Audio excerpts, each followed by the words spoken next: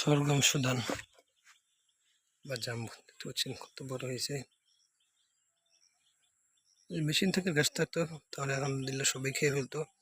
তারপরে ঘুরে রাস্তা দিই, তারপর খেয়ে ফেলে গাছ পুরো ভাই 5 ফুট। তো আমি তো 5 ফুট নিচ্ছি, 6 ফুট প্লাস হয়ে গেছে।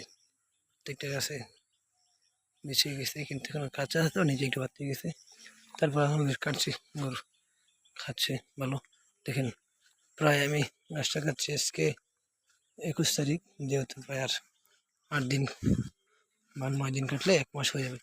তো 9 দিন কাটতে পারবো। তো একখানি জমি আমার 3টা গরুর জন্য কাটতেছি, প্রায় 1 মাস সময় যেটা 20 দিন হয়ে গেছে। এখানে যে মিষ্টি রাস্তার দিকে, আর আমার এখানে একখানি পুরো নেই, মানে 30 শতাংশ জমি পুরো নেই, 2-4 মিস আছে সম্পত্তি যদি লিজ করা।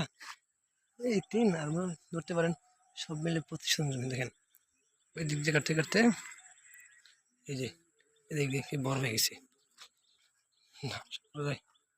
ওদিকে কাটা শেষ, আবার এদিক দিয়ে সপ্তাহখানিক গ্যাপ দিলে কাটতে পারবো, মানে একবার কাটার পরে আবার 35 নম্বর কাটতে পারবো ইনশাআল্লাহ। তো খুবই রোদ পাচ্ছেন, আসমানে কীরকম রোদ হবে, এই মেঘলা হয়ে গেছি।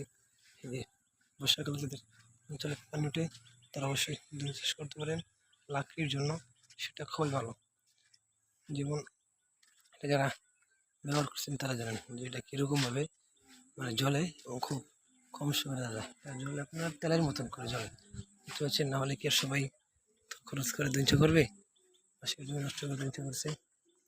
আর এবার আমার দাদা তেল করছে, দাদাদের তেল সম্ভবত সময় কম লাগে, প্রায় 1 মাসের মতন বা দেখছেন আলহামদুলিল্লাহ কীরকম ফলন হয়েছে তিলের।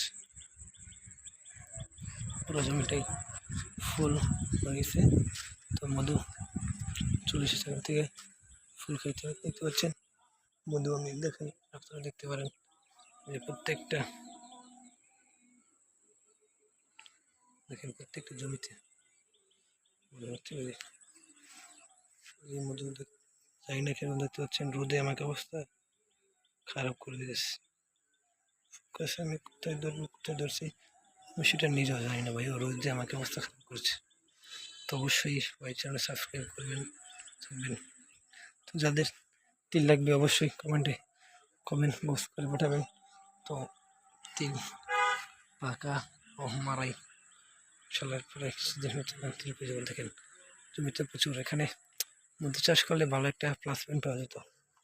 যেমন দেখেন তিলের ফুল তো চলে এসছে এবং ফল চলে এসছে, কাঁচা আর মাসখানেক তৈরি ফল পাওয়া যাবে।